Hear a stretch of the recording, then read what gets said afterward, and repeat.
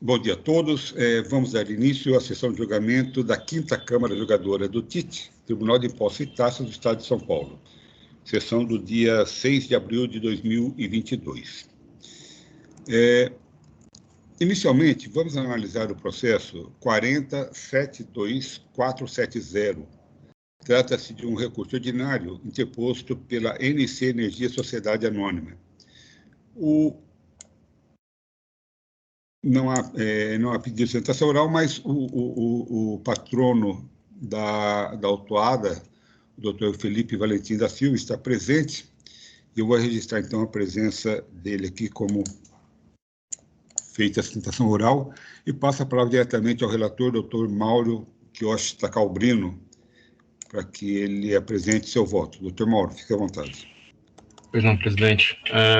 Esse processo trata de falta de pagamento de ICMS relativo à substituição tributária e há 2 mandatos o processo foi deferida uma conexão pela presidência com os processos 4074.442 e 4025.874.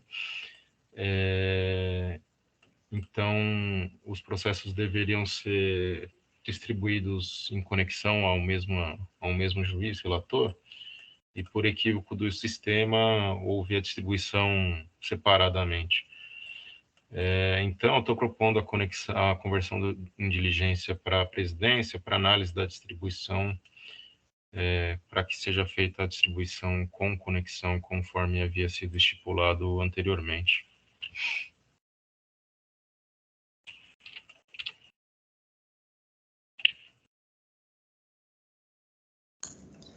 Ok, obrigado, doutor Mauro. O processo está em discussão.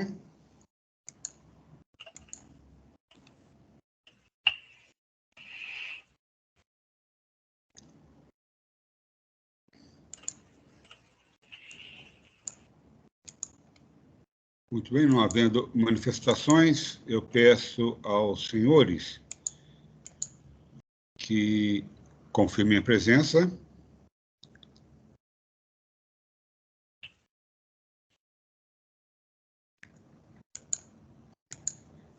Em votação?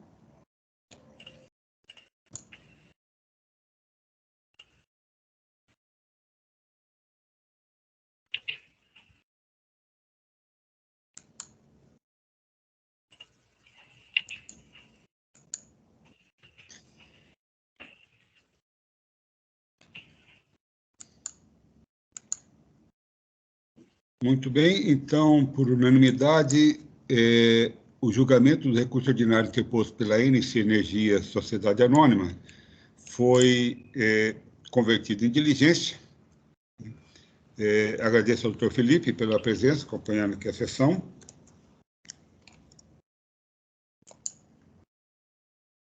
Obrigado a todos. Bom dia. Bom dia, doutor. E dando continuidade, então, vamos analisar o processo 41.25.497. Trata-se de um recurso misto, portanto, recurso de ofício e recurso ordinário, em que a autuada é a CISCRI, Importação e Distribuição de Produtos Médicos, limitada. O relator é o doutor Galderize Fernandes Teles. Há pedido de sustentação oral.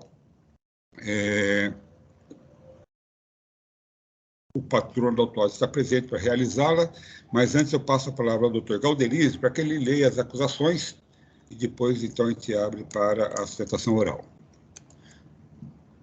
Doutor Galderize, à vontade. Novamente, bom dia a todos.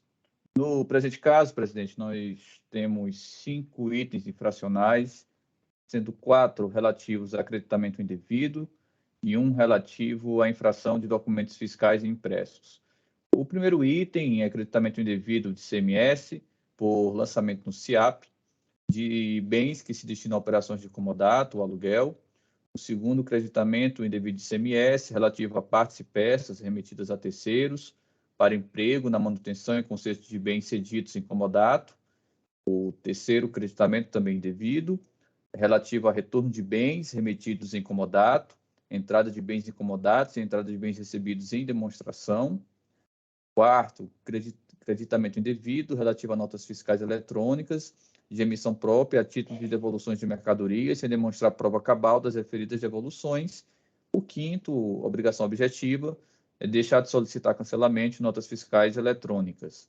É importante destacar que há aqui confissão irretratável dos itens 3.2, 3.3, 3.4 e item 5.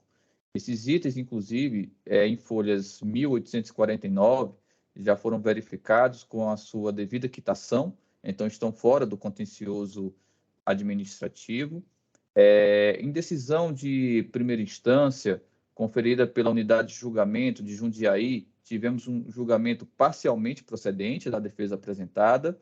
Esse julgamento parcialmente, ele se refere ao item 1.4, onde, em análise de documentos novos de folhas 1764 a 1807, constatou-se que algumas notas fiscais se referem à operação de devolução de mercadorias enviadas em consignação, ao passo que, em relação a outras notas fiscais, são relativas à simples devolução. Nesse feito, essa decisão de primeira instância reconheceu a extinção do crédito tributário dessas notas referentes ao demonstrativo de número 4, folhas 23, folhas 25. Foi apresentado o recurso de ofício, bem como recurso ordinário referente às matérias, reiterando as bases argumentativas que anteriormente já tinham sido manejadas em sede de impugnação, e o caso chega, nesse momento, à nossa análise. Presidente, essa uma síntese. Obrigado, doutor Galderice.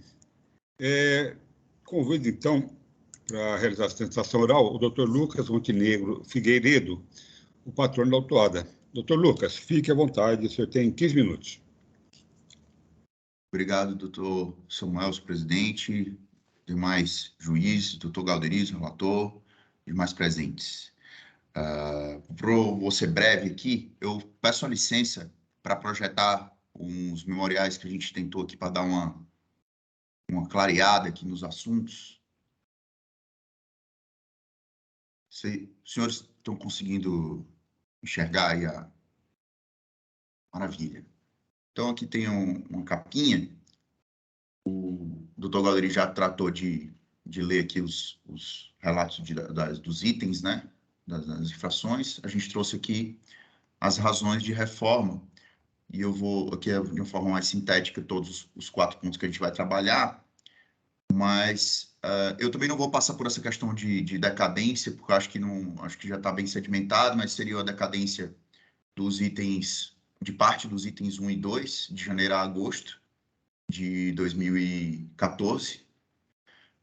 E entrando no mérito em si, o que eu acho interessante a gente trazer. Já fiz algumas outras sustentações de alguns casos parecidos, aqui a gente tem alguns outros clientes que trabalham com essa mesma sistemática, e o ponto é, a glosa de crédito relativa às mercadorias, né, esses bens de ativo mobilizado, tanto nas operações com os próprios bens, né, de comodato, quanto nas operações de partes e peças relacionadas a ele, é sempre aquela discussão.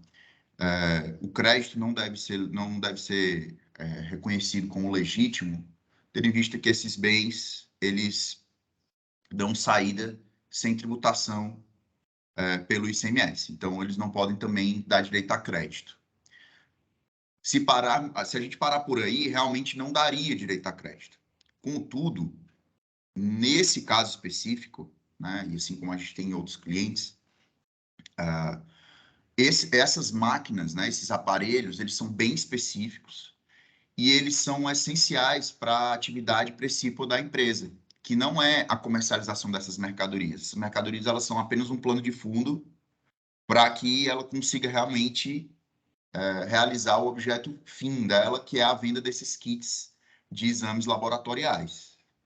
Só para entender e dar uma contextualizada em como que funciona esse mercado, diferentemente de outros produtos que a gente vê normalmente, quando um laboratório quer comprar o kit da CISCRE, ele não vai e faz um pedido pelos kits especificamente, porque ele não tem dentro da instalação do laboratório, digamos, um laboratório, um Fleury, por exemplo, quer comprar kits da CISCRE. ele não liga para a Cisco e fala, me vê X kits, porque ele não tem dentro do estabelecimento dele uma máquina capaz de realizar esses testes com esses kits. Então, ele pegaria esses kits e deixaria lá sem ter como utilizá-los. E isso não acontece só com a Cisco, com vários outros clientes que funcionam nessa mesma sistemática. Então, qual que é o padrão nesse tipo de operação? O laboratório liga para a empresa e diz, eu quero X kits. Mas, para isso, já é um pressuposto que ele vai alugar ou vai sair incomodato o equipamento, né, a máquina necessária para que sejam utilizados esses kits. Então, ele não cobra por essa locação, por esse comodato dessa máquina, de fato. Não há cobrança. Tá? Desde que, isso inclusive a gente fez questão de juntar no processo, desde que haja um consumo de kits durante o ano, né, durante o período acordado, que esses kits sim são tributados pelo ICMS. Então, no mercado em geral, se a empresa que vende o kit não fornece essas máquinas, que são máquinas caras, importadas, são máquinas bem específicas, não tem como rodar uma máquina genérica, né? Não tem como eu pegar o kit dela e rodar em uma outra máquina que eu já tenha, não existe isso. Essas máquinas, elas realmente são bem específicas e o objeto dela só se aplica a esses kits. Então, por isso que ela é bem, assim, ela é insubstituível, eu diria, na venda dos kits. E para tornar essa operação possível, a Cisco também fornece, em forma de aluguel ou de comodato, esses equipamentos, essas máquinas. E aí, quando eu estiver falando desses equipamentos, o direito ao crédito desses equipamentos, também automaticamente estou me referindo também às partes e peças utilizadas nela, porque elas aumentam a vida útil, então seria também cabível o aproveitamento do crédito. E eu participei de um julgamento no passado que um dos juízes levantou uma questão e disse, olha, então você está me dizendo que a venda de bebidas, quando são fornecidos os freezers, as geladeiras para bebidas, também são enquadradas aqui? Aí a gente bateu justamente nesse ponto e a gente acabou sendo feliz no argumento. Na verdade, quando ele fornece, né, numa venda de bebidas, por exemplo, a distribuidora de bebidas fornece uma geladeira, um refrigerador para a venda aquelas geladeiras adesivadas, né, para bebidas geladas, na verdade, ela é apenas um benefício, ela é mais um acerto ali comercial, um acerto de marketing, do que efetivamente algo essencial para a realização do negócio. Até porque eu posso pegar essa bebida que eu comprei na distribuidora e gelar e atender a minha finalidade em qualquer outro tipo de geladeira.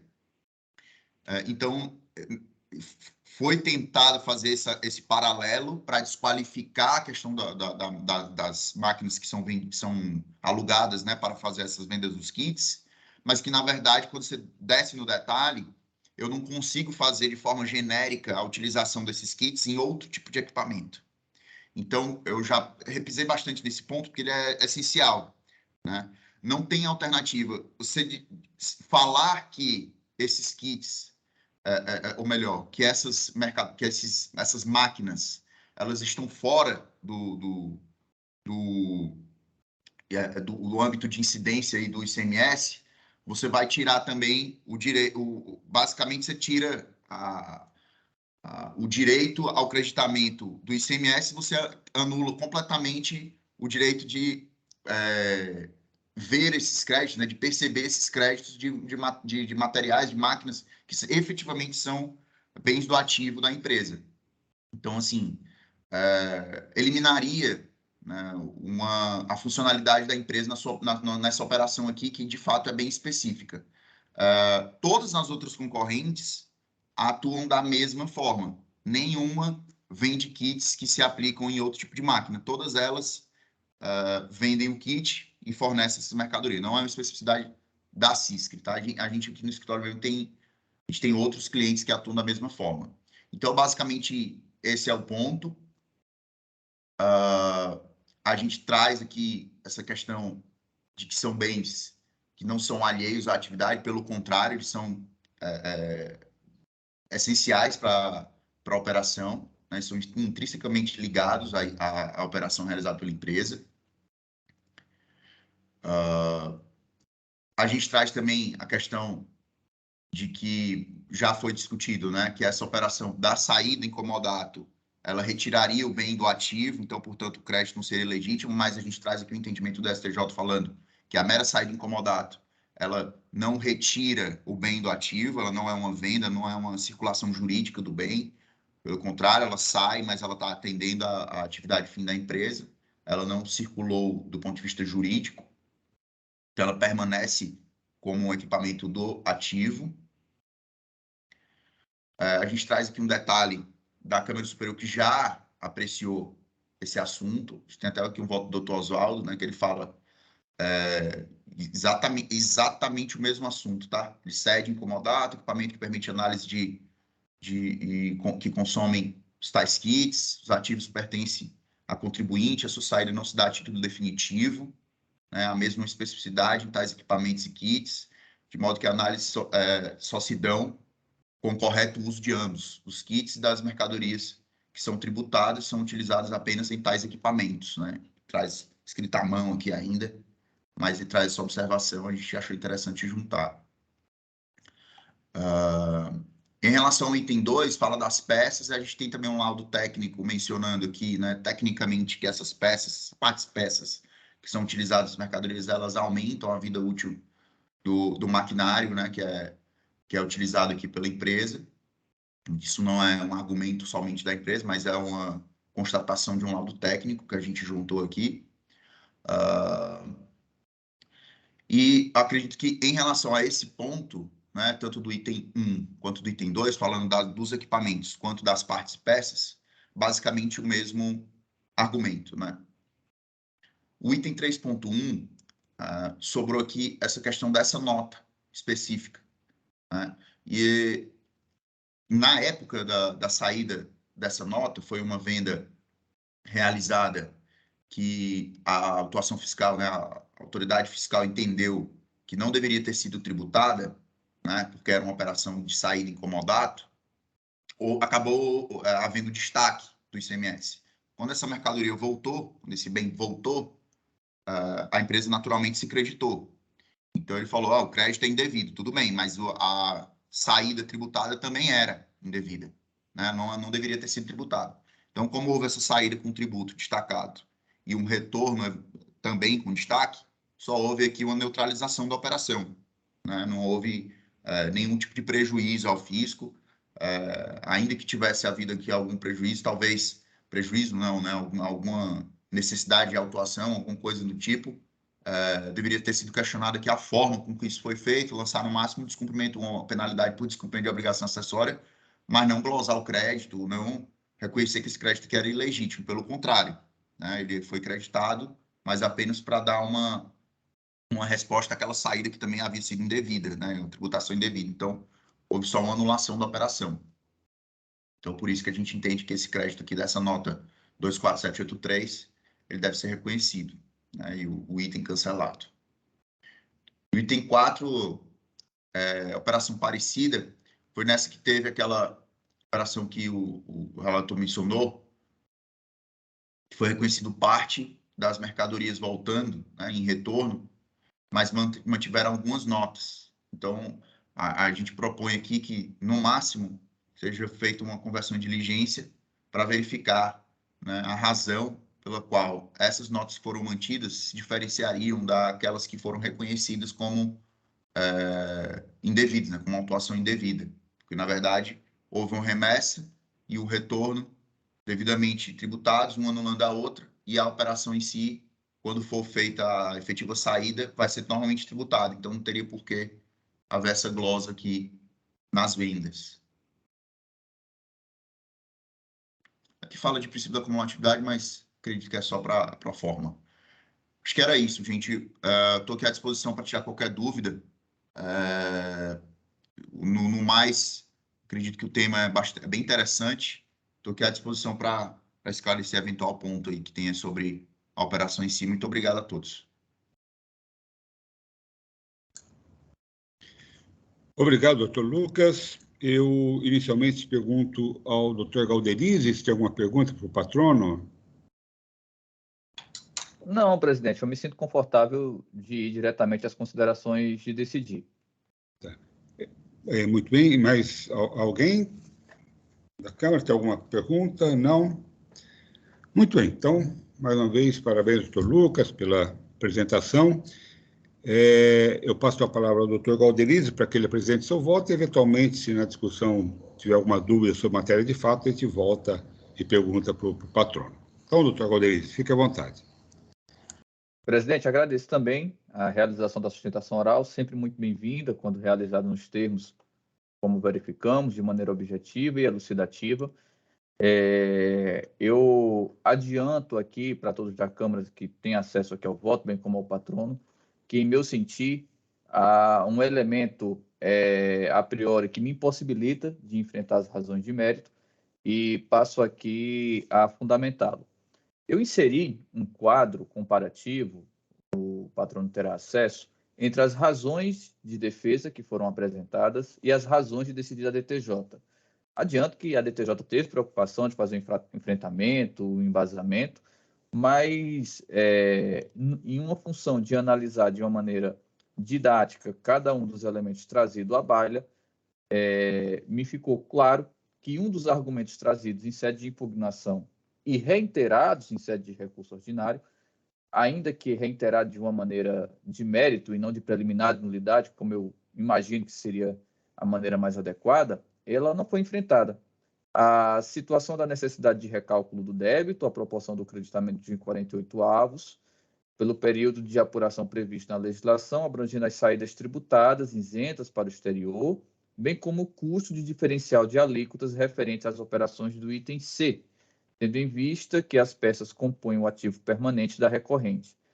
Neste diapassão, no momento da lavratura do presente auto de infração, já haveria transcorrido o prazo que tornaria integralmente legal o crédito. Esse é o argumento de defesa que foi trazido da impugnação. A impugnação tem 162 laudas. Em sede de recurso ordinário também, com 44 laudas, que reitera os argumentos em verdade trazidos em impugnação. Também há uma passagem expressa disso. Há tanto a passagem que o próprio contribuinte faz menção de maneira explícita que, no que tange ao recálculo do crédito no ativo imobilizado, embora o ilustre julgador de primeira instância não tenha se manifestado sobre, e reitera as suas razões pelo entendimento do que deveria ser considerado ali o seu direito ao creditamento. Por essa razão, presidente, buscando ser objetivo, como foi a sustentação oral, eu entendo que haveria uma supressão de instância em que pese eu ter o entendimento firmado sobre essa situação meritória, mas esse elemento não foi enfrentado em sede de primeira instância.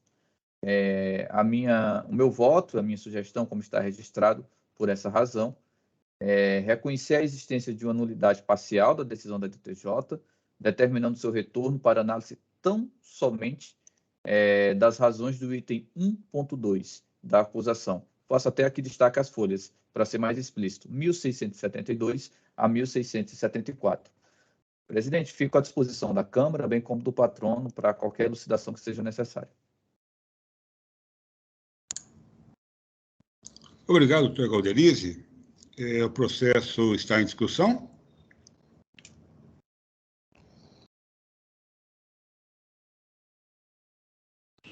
Doutor Galderize, só uma pergunta. Não houve a alegação de nulidade, né? Ou de falta de... ou da omissão desse questionamento, né? Então, doutor Mauro, aí a pergunta vai ser muito bem-vinda, tá? Até agradeço. O contribuinte ele não traz o argumento como preliminar de nulidade. A preliminar de nulidade verificada no recurso ordinário é sobre a decadência, mas ele traz em razões de mérito. Na razão de mérito, ele reitera que esse ponto não foi enfrentado. Me parece que faltou, talvez, uma alocação melhor da razão da defesa, mas a razão dessa defesa ela está expressa tanto em impugnação como em recurso ordinário. Tá certo. Obrigado, doutor Galderize.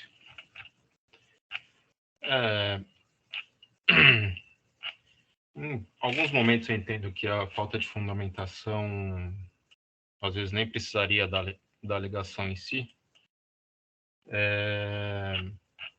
Nesse caso, acho que seria bem limítrofe se fosse o caso de fazer de ofício, mas se há a alegação da omissão, eu acho que eu vou acompanhar o voto. Então.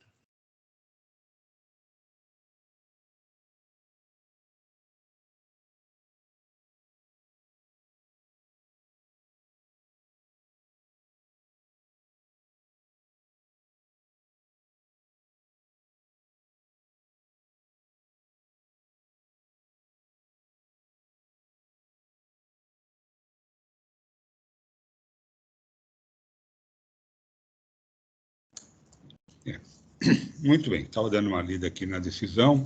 Processo ainda em discussão. Então, se não há mais manifestações, eu pediria aos senhores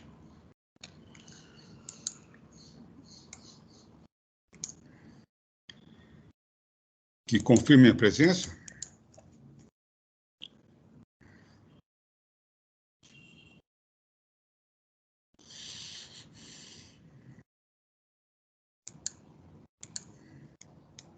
Em votação.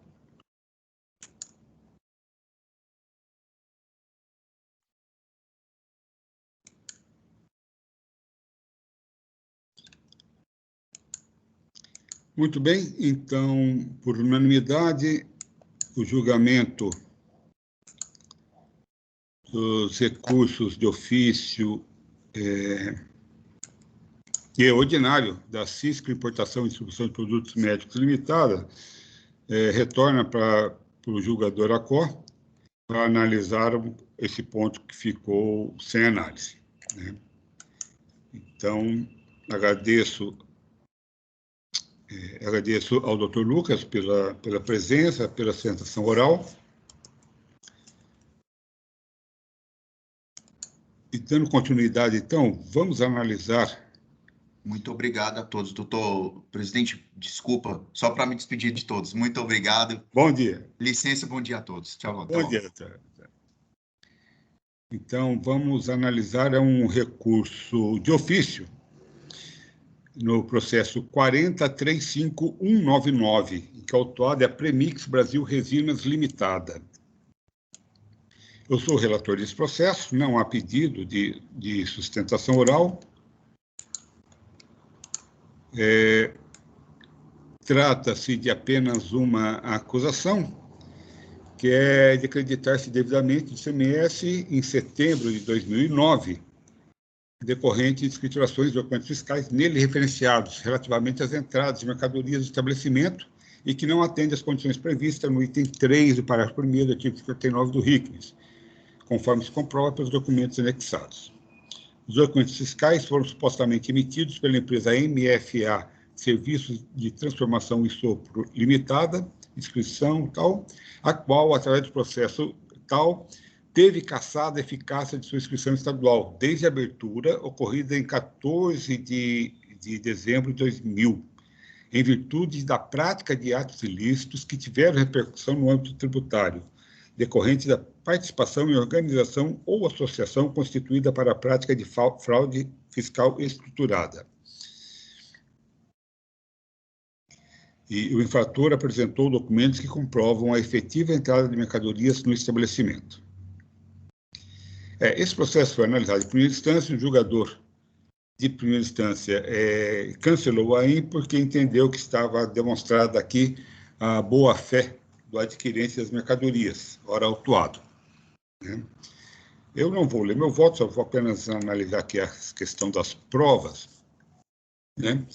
Então, inicialmente, na parte da inidoneidade dos documentos fiscais, o acervo probatório trazido aos autos ele é bastante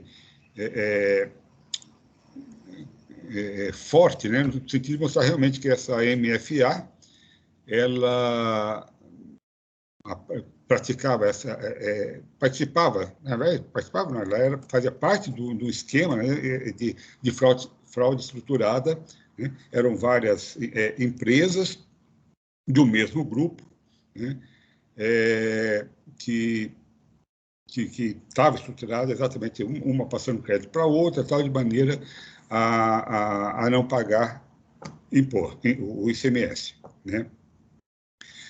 Então, Com relação à prática dos ilícitos pela vendedora, não há nenhuma discussão. A análise aqui ela vai se passar fundamentalmente, que eu vou fazer, né, que é a alegação do contribuinte, e que foi também o fundamento da decisão de primeira instância, que é a boa-fé do adquirente das mercadorias, né? E aqui, então, eu passo a analisar, então, vou ler só a parte aqui das provas, né? Então, no presente caso, o ato administrativo que declarou a inidoneidade do fornecedor foi editado após a emissão das notas fiscais que deram suporte ao acreditamento irregular. Também a entrada das mercadorias do estabelecimento autuado é fato incontroverso, inclusive noticiada no auto de infração. Embora não tenha trazido aos autos consulta ou se integra, entendo que essa omissão possa ser suprida com o fato de que as operações em tela foram registradas em notas fiscais eletrônicas, demonstrando que, no momento de sua emissão, o vendedor estava formalmente habilitado no cadastro fiscal. Além dos e-mails que noticiam a negociação travada com o fornecedor, a autuada trouxe também sua ficha cadastral, as folhas tais, demonstrando que tomou algumas precauções, ainda que mínimas, para verificar a regularidade de seu parceiro comercial antes da realização das operações impugnadas. Cumprindo a diligência determinada pela colenda 9ª Câmara Julgadora, a autuada trouxe aos autos, às folhas tais, documentos que comprovam o pagamento do valor integral das operações em tela diretamente à MFA. Não assiste razão à representação fiscal argumentar que, aspas, não só inexiste prova de que tais valores alegados são os relativos às operações em questão, pois inexatos, como também inexiste prova de que tais valores alegados foram pagos à suposta fornecedora. Fecha aspas.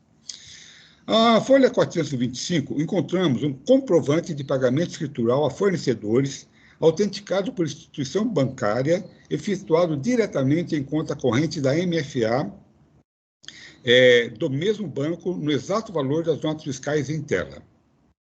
A folha 430 foi apresentado o extrato bancário da autuada, que demonstra o débito relativo aos pagamentos agendados para o mesmo dia no sistema PagFor, totalizando o exato montante do valor pago à FMA, acrescido os valores pagos a outros 3 fornecedores, cujos comprovantes de pagamentos individuais foram juntados às folhas 426 a 428. Tais documentos são suficientes para comprovar o pagamento das mercadorias adquiridas diretamente ao vendedor irregular.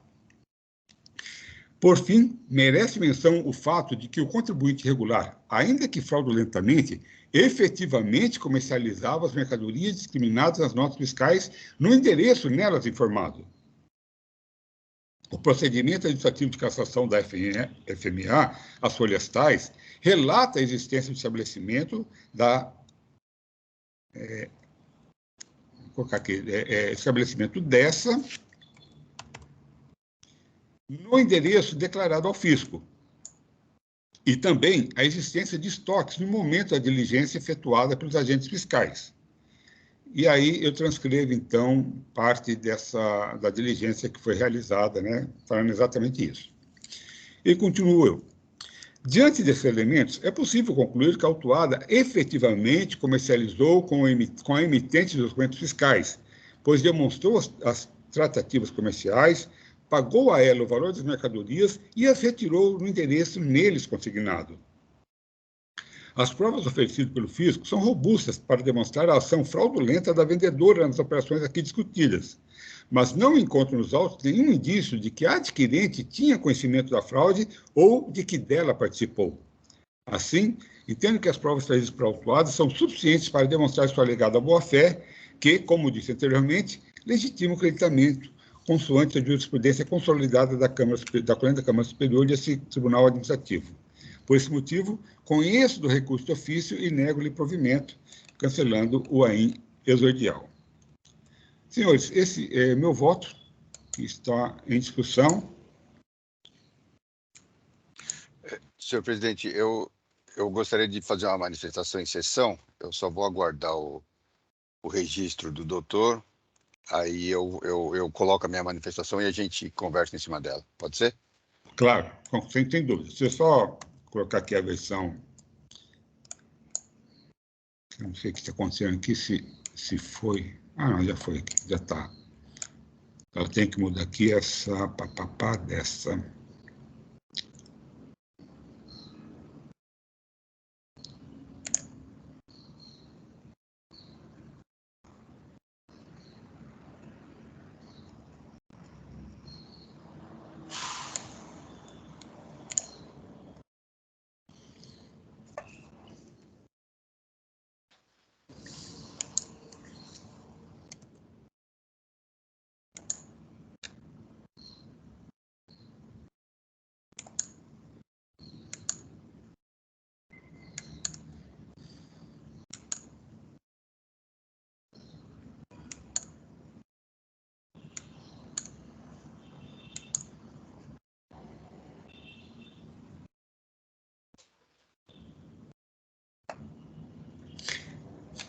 Ok, senhor Pedro, já está ok.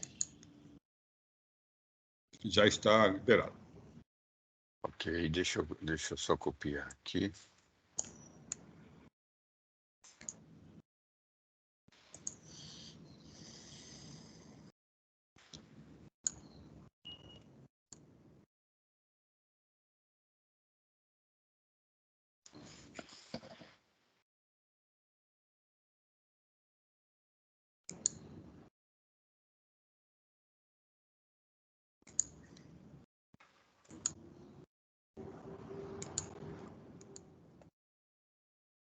Acho que já registrou, né? Aí os senhores podem acompanhar comigo. Posso proceder à leitura, senhor presidente? Claro, se preferir apenas explicá-la também, fica à vontade. Eu vou resumir alguns pontos. Bom, com todo respeito ao voto do ilustre juiz relator, compulsando os autos, verificamos que é de rigor o provimento do recurso de ofício. É isso porque vários aspectos demonstram claramente que a autuada não demonstrou nem de longe sua boa-fé no presente caso. Há uma, porque conforme se verifica as folhas 37 seguintes, as notas fiscais apontam que o frete se deu por conta do destinatário, ou seja, como querer argumentar boa-fé se a autuada foi buscar ou mandou buscar mercadoria de outro contribuinte no suposto estabelecimento da vendedora? O que eu quero dizer com isso? Realmente não é um caso de simulação de existência de estabelecimento, mas quando ela foi buscar essa mercadoria estava claramente como identificação de um outro contribuinte que faz parte da fraude. Então, só por isso ela já deveria desconfiar que existia alguma coisa estranha ali. Então, há duas, porque em nosso parecer em retorno de diligências, folhas 459 e seguintes, demonstramos, sem sombra de dúvida, que a autuada não cumpriu o quanto proposto na diligência, que era trazer aos autos prova efetiva de que o valor de R$217 mil e tanto saiu de sua conta corrente e foi depositado na conta corrente da MFA Serviços de Transformação, a fim de comprovar que o documento apresentado às folhas tais não se tratou de mero agendamento, e sim transferência de fato, pois no e-mail fala-se em autorização de depósito e não de efetivo depósito. Então, para o cumprimento da diligência, ficou claro que a autuada não cumpriu o quanto ficou determinado. Trago aqui as razões pelas quais ele não cumpriu. Muito bem, a 3. Porque o suposto comprovante de folhas 425, citado pelo relator em seu voto como comprovante de pagamento, não pode ser considerado como tal, uma vez tratar-se de pagamento, entre aspas, na modalidade pague for, entre aspas, que não é considerado uma prova efetiva de pagamento. Trago aqui a teoria a respeito de por que não é considerado uma prova de pagamento, CISPAG e o pague for, amplamente aceito pelo TIT que isto não é um comprovante de pagamento. Trago aqui uma decisão do Poder Judiciário a esse respeito, e nosso sentir, isso está absolutamente pacificado aqui no tribunal. Depois, a 4. Porque no extrato de folhas 430, além de não constar exatamente o valor das notas fiscais cujo crédito foi glosado, ainda que os valores de débito sejam também compostos por outros pagamentos, nada demonstra que o destinatário dos pagamentos efetivamente foi a empresa envolvida na fraude estruturada.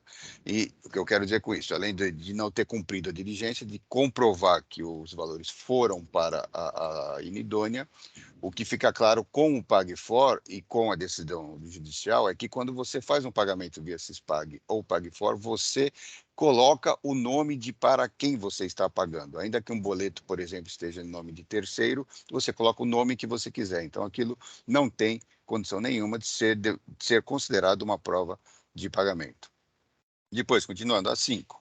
Porque ainda que o documento citado anteriormente seja aceito como prova de pagamento, a farta jurisprudência da Câmara Superior do TIT aponta no sentido de que não basta apenas a prova de pagamento para comprovar a boa-fé, e sim que estejam comprovados todos os requisitos exigidos pela súmula 509 do STJ, quais sejam: demonstração da exigência no momento da celebração do negócio jurídico, documentação pertinente à assunção da regularidade do remetente, que é o 1, o 2, a apresentação de prova de pagamento, e o 3, demonstração da veracidade da compra e venda efetuadas. E resta claro que os itens 1 e 3 não foram cumpridos pela autuada. A suposta ficha cadastral, entre aspas, de folhas 96 e 97 não se presta como prova, tendo em vista que se trata de documento unilateral, sem qualquer assinatura para minimamente indicar o autor do mesmo. Ou seja, se os senhores forem pegar essa ficha cadastral de folhas 96 e 97, eu faço isso igualzinho agora, nesse momento. Não existe nada que demonstre que aquilo é a ficha cadastral da inidônea. Da mesma forma, o fato dos documentos fiscais serem eletrônicos, com emissão autorizada pela Secretaria da Fazenda, em nada ilide a acusação em tela. A partir da leitura da Portaria CAT 162/2008, já se pode compreender que a emissão de nota fiscal eletrônica não é garantia da idoneidade do documento, nem da ocorrência efetiva da operação, conforme transcrevemos a seguir. Então, artigo 10º, considera-se emitida a nota fiscal no momento em que for concedida a respectiva autorização. A autorização do uso de nota fiscal eletrônica não implica a validação das informações contidas e, principalmente, ainda que formalmente regular, não será considerado documento fiscal idôneo a nota fiscal eletrônica que tiver sido emitida ou utilizada com dolo, fraude ou simulação. Ou seja, por que eu trago essa portaria? Porque o doutor Samuel, com todo respeito, aceita a nota fiscal eletrônica como sendo um dos requisitos já cumpridos.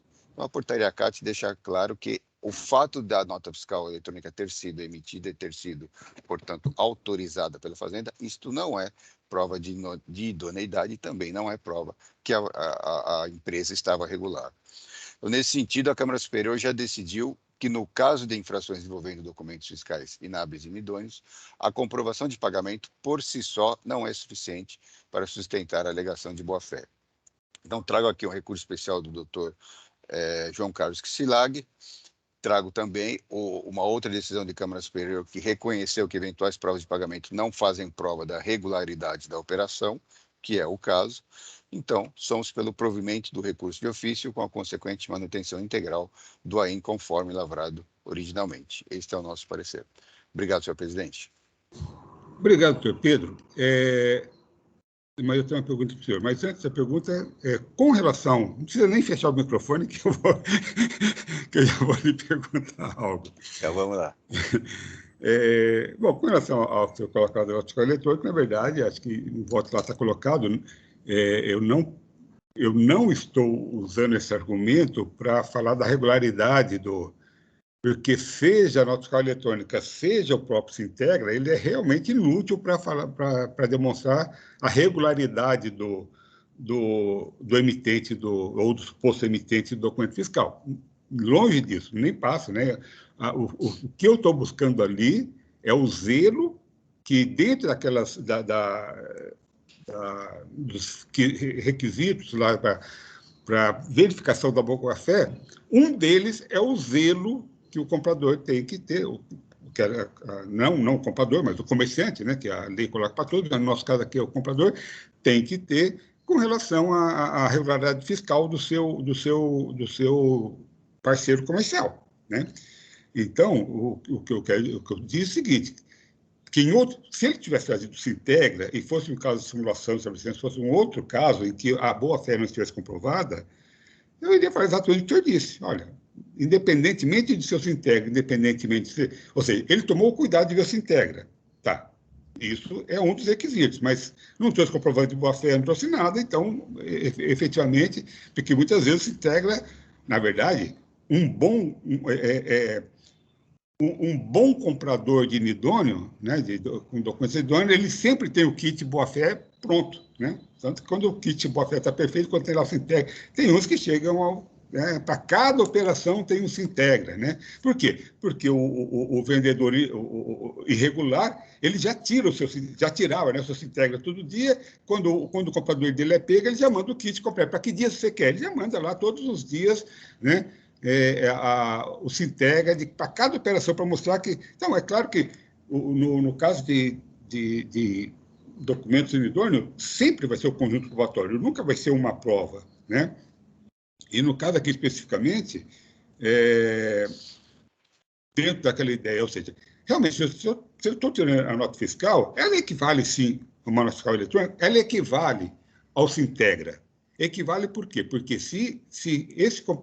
porque esse contribuinte, nesse momento em que foi autorizada, ele estava formalmente, porque eu usei a palavra formalmente regular. Assim como se eu tirasse o Sintegra naquele exato momento, também estaria a mesma informação, né? Então, falar, não, olha, ele fez tudo, cumpriu todos os requisitos, mas não fez o Sintegra, mas é uma fiscal eletrônica, é o que ele diria. Não, eu não tirei, porque para que a redundância, né? Para que a redundância? Se a informação que eu tenho, se a informação que eu teria com o Sintegra é exatamente a informação que eu tenho com a nota fiscal, falando que, olha, formalmente ele está regular nesse momento, né? Então, nunca, jamais o Sintegra, ou mesmo a nota fiscal eletrônica, será atestado de existência do contribuinte.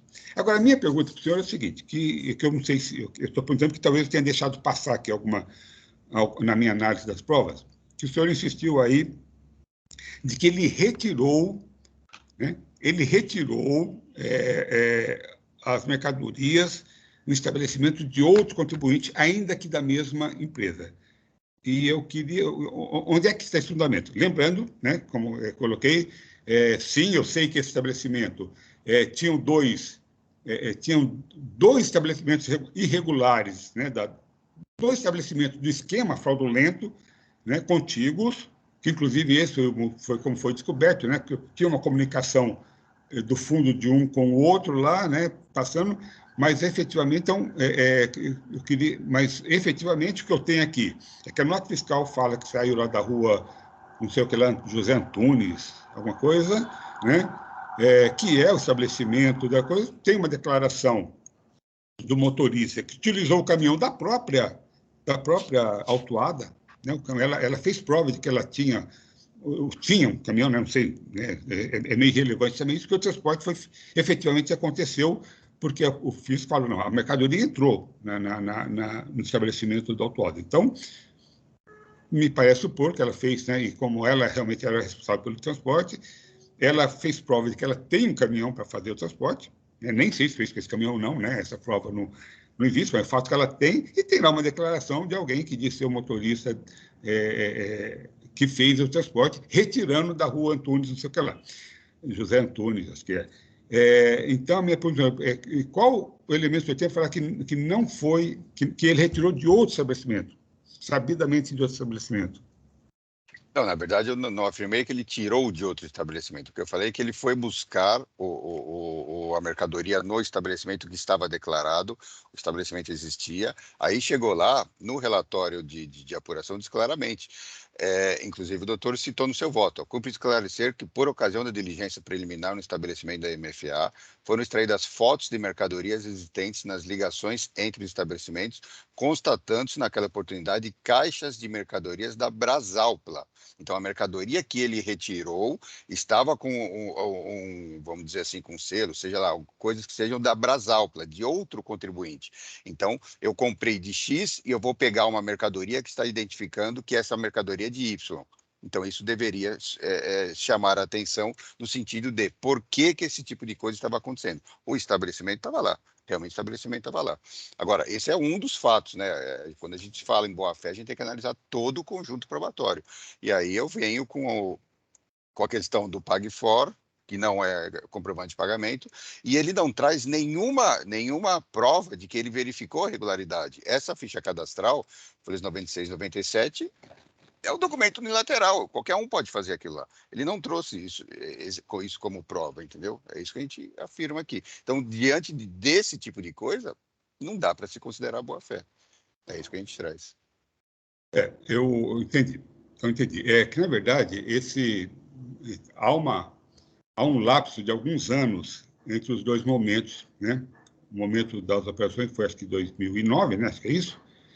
E o momento dessa diligência que, salvo, ou 2011 ou 2013, alguma coisa, né? O fato é que, quando da diligência, ela já nem estava mais em operação. Entendeu? Nós estávamos em operação, não estava em atividade. Tinha lá estoques e tal. Então, não há nenhum, eu não tenho nenhum elemento para falar que a mercadoria que ele foi buscar foi esse identificado com a Brasalpa, que é uma da Amazônia, que é uma empresa do esquema, né? O esquema é exatamente esse, ele simulava operações para a Zona Franca de Manaus, retorno de mercadoria. O esquema dele não há nenhuma dúvida. E essa Brasalpa era uma empresa era da própria empresa, tal. Agora, mesmo que fosse o caso, primeiro que eu não sei, a mercadoria que ele foi retirado não foi essa identificada com a Brasalpa. Essa é uma mercadoria que foi encontrada no mínimo 2 anos depois lá, né? Então, não sei a mercadoria que ele retirou. E mesmo que estivesse identificado com o Brasalpa, nada impede, olha, o meu fornecedor, que é exatamente o esquema, o meu fornecedor, né, o esquema do fraudulento, né? O meu fornecedor é a Brasalpa da Amazônia. Eu compro dela e vendo aqui no mercado interno. Então, o fato de eu comprar um veículo Mitsubishi numa loja que não é da Mitsubishi, quer dizer que não, né? Me parece sem nenhum problema. Lembrando isso, né? Então, a ideia é a seguinte, olha, não estou dizendo que, não sei nem se ele retirou lá, não sei se ele tinha estoque lá, o que eu quero é o seguinte, se 2 anos depois, pelo menos 2 anos depois, o endereço, a empresa ainda estava estabelecida naquele endereço e tinha estoque naquele endereço, né? Uma coisa é chegar lá e que aí sim, né? Não, ela existiu aqui, até alugava esse galpão. Tá. Aí, não, o fiscal foi lá e viu, ou seja, ela mesmo naquele momento, embora eu não possa dizer que naquele momento da diligência, a empresa estava operando regularmente, porque o fiscal já falava que parecia mais estoque, né, que ela já tinha parado as suas operações. O que quer dizer? Essa empresa teve uma existência, ou seja, eu posso acreditar na boa-fé, aliás, eu tenho elementos para acreditar na boa-fé do contribuinte, adquirente, né? Porque não é algo, ele não foi retirar mercadoria de outro lugar, talvez até tenha até retirado, né? A questão é que a prova que ele fez é de que ele retirou lá e não houve nenhum elemento contrário, né? O fisco não conseguiu trazer nenhum elemento contrário a isso daí. E com relação aos pagamentos,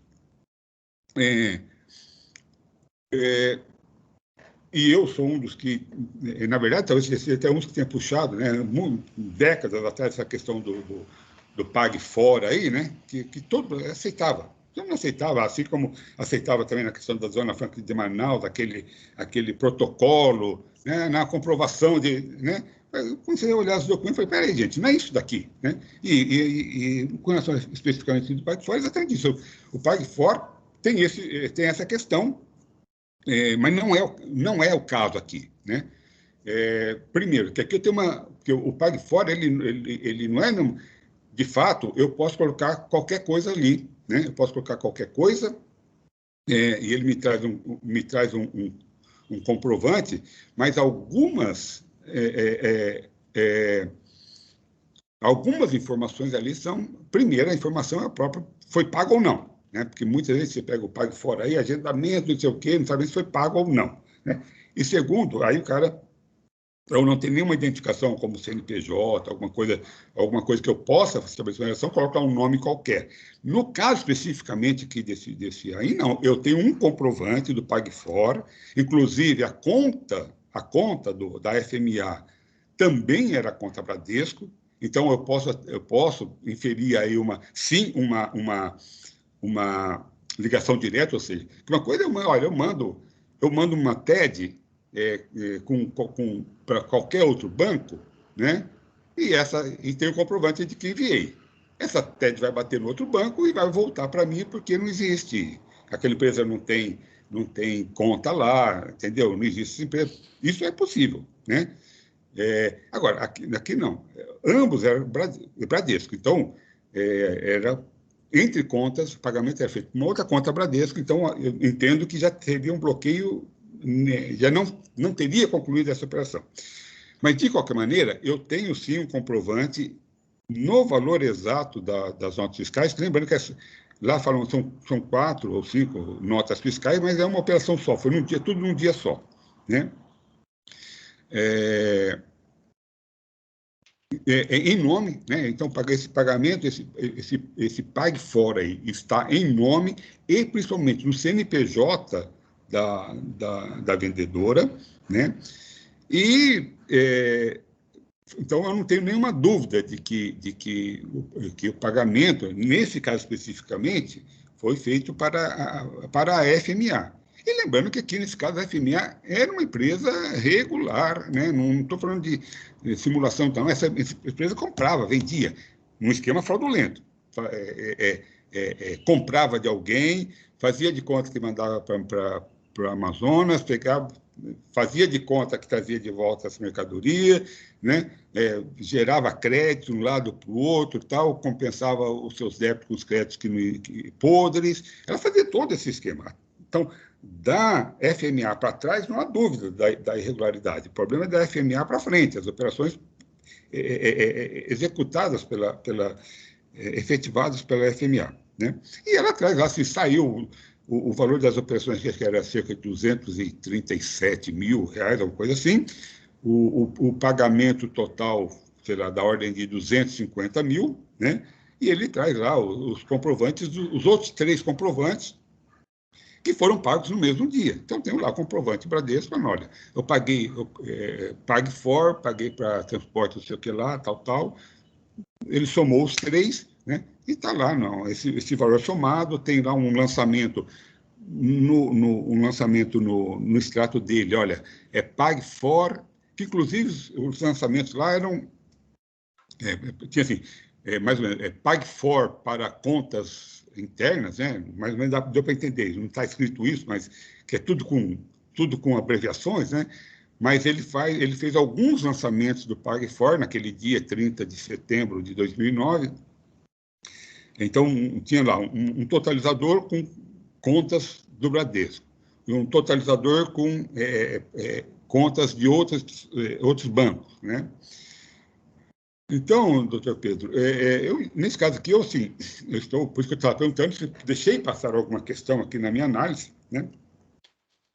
Porque eu sou convencido, na verdade, acho que esse é o primeiro, na verdade, esse é o segundo processo em que eu relato, em que eu reconheço a boa-fé. Tem outros que eu acompanhei alguém, né? Mas que eu reconheço. Esse é o segundo processo, mas sendo que o primeiro, né? Que foi lá logo quando começou essa discussão, e aí na discussão lá da Câmara acabei sendo convencido de que a boa-fé não estava tão bem comprovada, então eu reformulei meu voto naquele primeiro, né? Nesse daqui, na verdade, esse é o primeiro processo que eu relatei em que eu estou reconhecendo a boa-fé, né? Que realmente, pelo menos o fisco não conseguiu desconstruir as provas, né, os fatos constituídos pelo contribuinte, pela autuada. Então, doutor Samuel, eu até estou olhando aqui de novo. Por favor, olhem todos os documentos de folhas 425, que é o suposto comprovante de pagamento do PagFor. Então, veja, problemas nesse documento. Primeiro, não tem CNPJ, não tem nenhuma indicação do CNPJ para que ele está pagando. Segundo, os senhores podem verificar no canto superior esquerdo, número da nota fiscal está zerado. E onde se fala MFA, Serviços de Trans e Sopro, isso ele coloca, a empresa que foi autuada que coloca esse nome.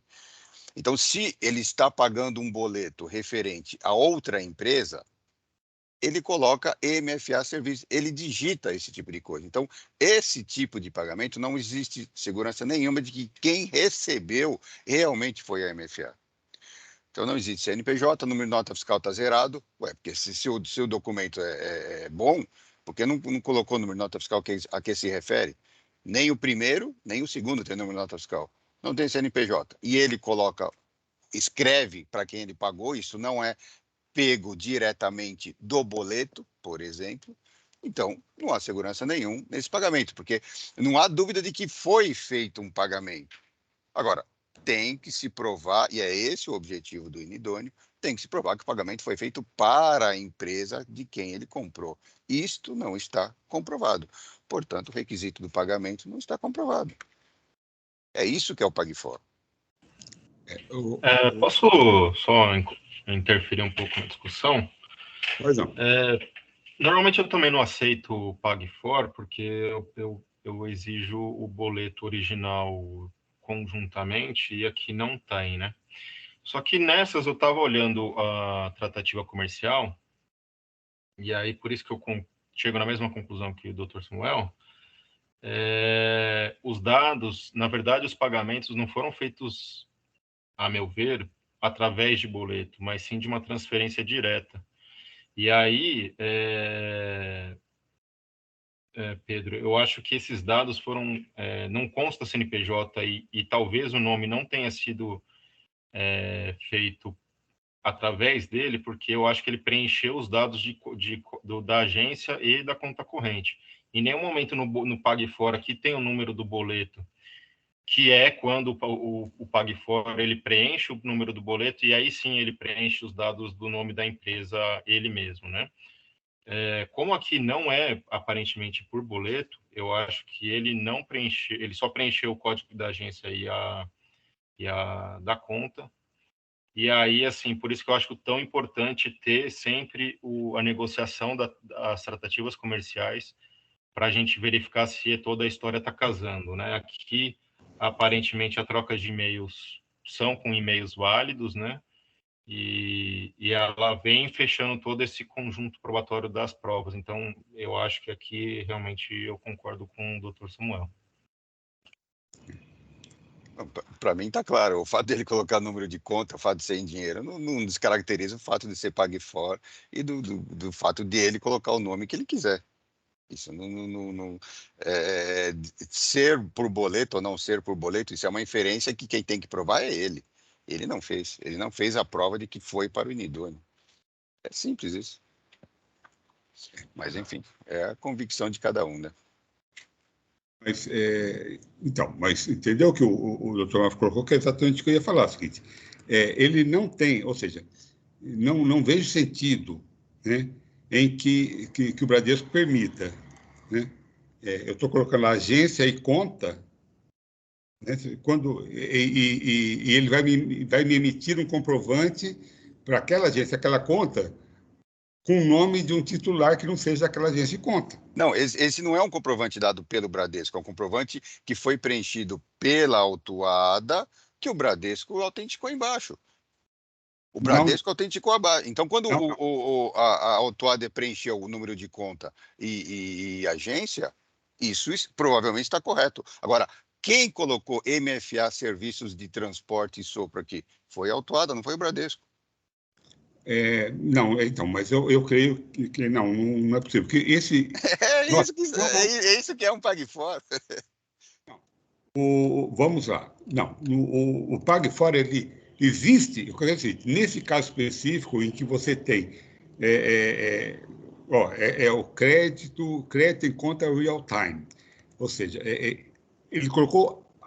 Ou seja, você realmente acredita na possibilidade de eu chegar, porque aqui não é um boleto, ele não preencheu esse boleto e levou para colocar. Eu não sei ele agendou no sistema, você acredita que ele pode ter, que haveria possibilidade do Bradesco permitir que ele coloque uma conta do Bradesco, uma agência do Bradesco e ele identificar com favorecido que não seja o titular daquela agência e conta, do próprio Bradesco? É claro, para o Bradesco o que interessa é a agência e conta. Ele fez o desconto, ele fez o depósito, ele fez a transferência. Agora, se o cara colocou Joaquim dos Anzóis ou Brafix ou não sei o quê, o Bradesco não vai olhar isso aí. É ele que coloca, ele é responsável pelos dados que ele coloca.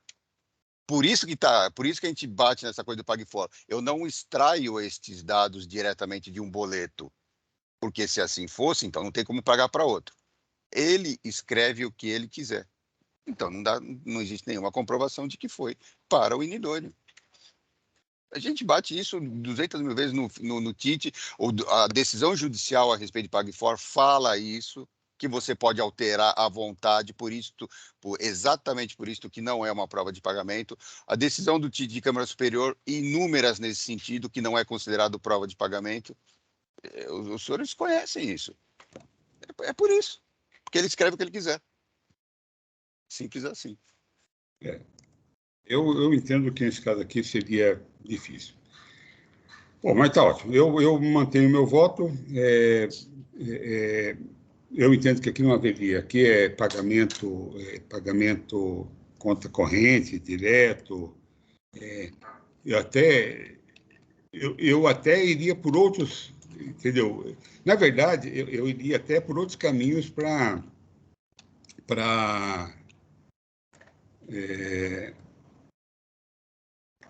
mostrar alguma inconsistência das provas, né? Eu até iria por outros caminhos. Esse caminho, realmente, eu entendo que não seria possível, né? Mas eu iria aqui, por exemplo, por que os outros três, entendeu? Por que os outros três comprovantes estão num formato e esse está em outro? Entendeu? Tem um monte de coisa, mas são questionamentos que a representação não fez, né? Fez nesses termos que eu colocou, esses termos eu acho que perfeito, ótimo que já tenha as decisões aí que invalidam esse tipo de análise, e aí o processo, então, depois, se cancelado, retorna e a gente reanalisa. Eu estou convencido de que aqui, especificamente, há prova de pagamento, né? Então, por esse motivo, vou manter aqui meu voto. O processo ainda está em discussão, se alguém mais quiser fazer alguma manifestação. Agradeço ao doutor Pedro obviamente, por esses esclarecimentos aí, esses alertas, né, vamos colocar assim. Mas eu ainda entendo que é o caso de manter o cancelamento. Presidente, registrar um posicionamento de forma bem objetiva, doutor Pedro, doutor Mauro já trouxeram aqui bastante argumentos elucidativos, e a preocupação da boa constituição do crédito tributário, de fato, é uma característica do trabalho do doutor Pedro. Eu tenho dois apontamentos de forma sintética. Em relação à situação da regularidade fiscal, eu acho que é preciso a gente rememorar um pouquinho de onde vem o Instituto da Boa-Fé. Ela vem de uma análise de STJ. E lembrar de qual operação que foi baseada a boa-fé. Uma operação com nota fiscal de papel, não nota fiscal eletrônica. O fato gerador era diverso do fato gerador que nós temos hoje. E quando se colocou no STJ a argumentação do Sintegra, era porque era o elemento que tinha à época o contribuinte a possibilidade de fazer esse tipo de verificação. E aqui não é a discussão se é suficiente, se é necessário, porque todos aqui partem da mesma premissa, é mais um elemento. Por essa razão, eu acredito que a passagem da situação da nota fiscal eletrônica não é que ela convalida a operação, mas ela é a modalidade que se tem para se trazer um indício, um elemento, ainda que a priori da existência de um zelo, porque é como ocorre a operação. Longe disso de dizer que o fisco está homologando qualquer outra situação. Pagamento Pague For. Eu tive muita oportunidade de ouvir excelentes debates como o de hoje sobre esse instrumento. E vou compartilhar aqui a título 1 que me engrandeceu muito. Eu tive, doutor Pedro, a oportunidade de receber uma ata notarial acerca da natureza do Pague For, em um processo que eu fui analisar. E essa ata notarial, ela estava registrando ali o enunciado de um gerente de uma conta bancária, falando, olha, Pague For é ou não é pagamento? Eu, com isso aqui, consigo identificar ou não consigo identificar se houve pagamento? Porque o problema não é haver a possibilidade do contribuinte realizar sua imputação de dados. Ele foi feito para isso. Ele é uma modalidade que não é do contribuinte, ele é uma modalidade bancária. E a partir do momento que é uma modalidade bancária, nenhum de nós aqui a fazer uma operação vai esperar que o banco faça a composição de dados. A composição é nossa. A gente coloca para onde vai e a gente alimenta esse ferramental. E isso não retira de forma alguma a validade da eficiência desse pagamento. Esse não é o problema do PagFor. E aquilo para mim ficou muito claro.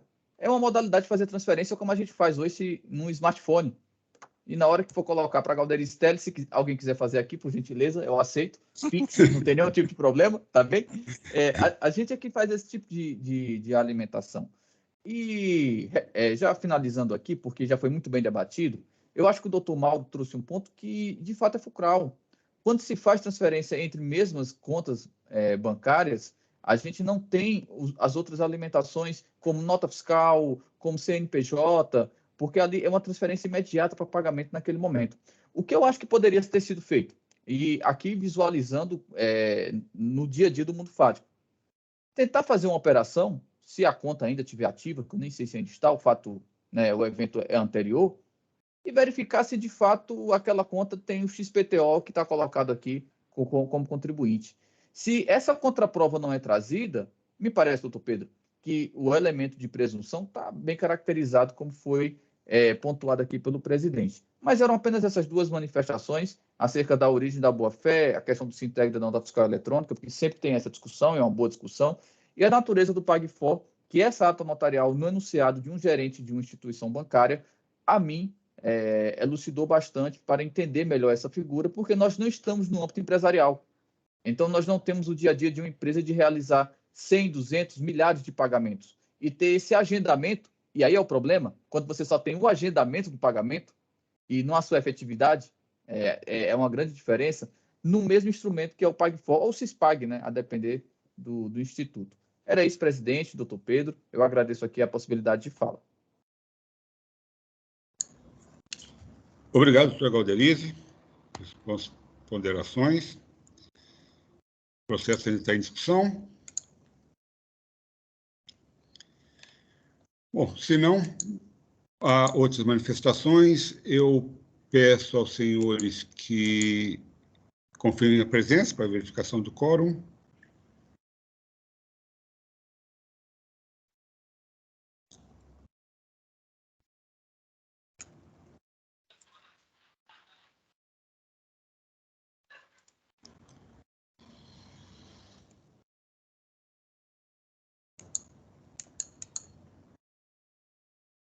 Em votação?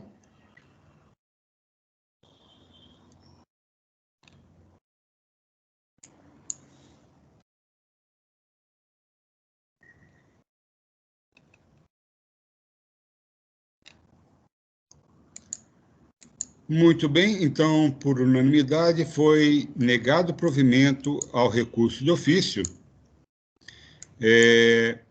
no processo incautado a Premix Brasil Resinas Limitada. Com isso, só confirmando, concluímos a pauta de hoje. Agradeço aos senhores a presença e participação na sessão e dou, então, por encerrada a sessão do dia 6 de abril de 2022 da 5ª Câmara Jogadora do TIT. Eu peço, então, Oswaldo que interrompa a gravação.